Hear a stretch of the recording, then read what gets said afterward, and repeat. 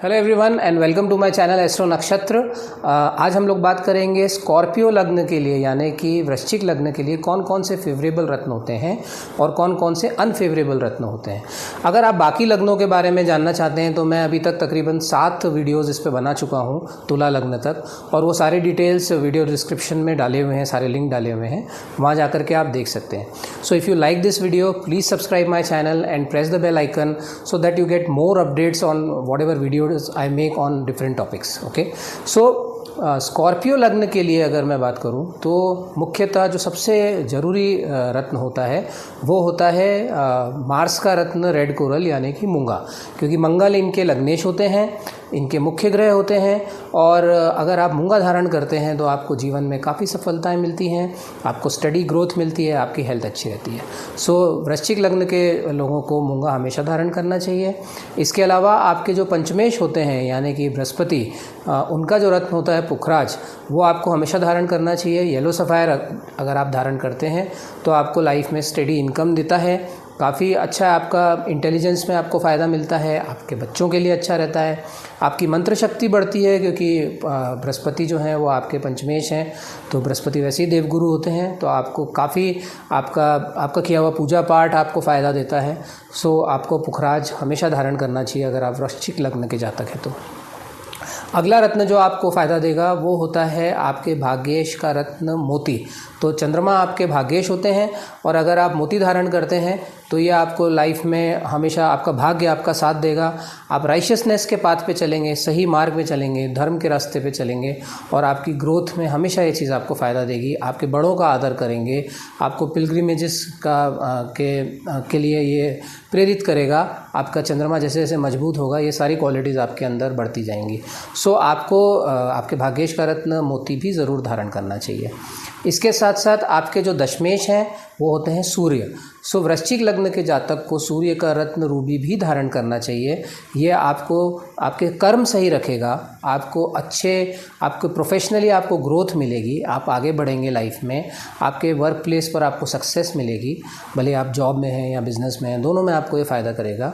अगर आप पॉलिटिक्स में हैं तो खैर फिर तो बहुत ही फ़ायदा करेगा। लीडरशिप प्रोफाइल्स में अगर आप हैं तो आपको, अगर आप रूबी धारण करेंगे तो डेफिनेटली बहुत फ़ायदा मिलेगा। ठीक है, तो ये तो वो रत्न हैं जो आपको धारण करना चाहिए वृश्चिक लग्न में।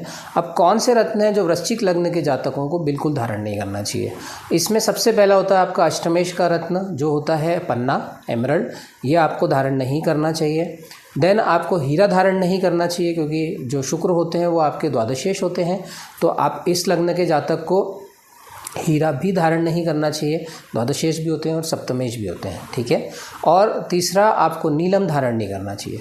तो भले ही यहाँ पर हम देखते हैं कि शनि जो है वो तीसरे और चौथे स्थान के स्वामी हैं, बट स्टिल वृश्चिक लग्न के जातकों को नीलम धारण करने से बचना चाहिए। They should avoid wearing a blue sapphire. Okay, तो प्राइमरीली क्या हमने देखा कि मूंगा, मोती, पुखराज और रूबी, ये 4 रत्न आपको धारण करने चाहिए, ये आप कर सकते हैं। और हीरा, पन्ना और नीलम ये आपको धारण नहीं करने चाहिए। राहु केतु के जो रत्न हैं वो मैं जनरलाइज वे में रिकमेंड नहीं करता हूँ, वो काफ़ी एनालिसिस के बाद ही रिकमेंड किए जाने चाहिए। Okay, because they are difficult energies. So ये बेसिक हो गया।